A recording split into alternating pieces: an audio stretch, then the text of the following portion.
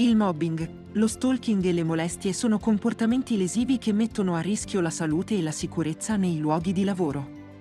Per questo motivo, è fondamentale riconoscerli tempestivamente e adottare misure preventive che tutelino i lavoratori e che promuovano un ambiente sicuro. Il corso Mobbing, Stalking, Molestie e Violenze, come valutarli e prevenirli, organizzato da Vega Formazione, aiuta a riconoscere i potenziali pericoli, indica come distinguere i normali conflitti dalle situazioni lesive e mostra come adottare tecniche di de-escalation. Il percorso formativo approfondisce la normativa vigente e include strumenti pratici per misurare il livello di prevenzione dei rischi psicosociali. Il corso, della durata di 4 ore, si rivolge agli RSPP, agli ASPP, ai responsabili HR, ai dirigenti e ai preposti.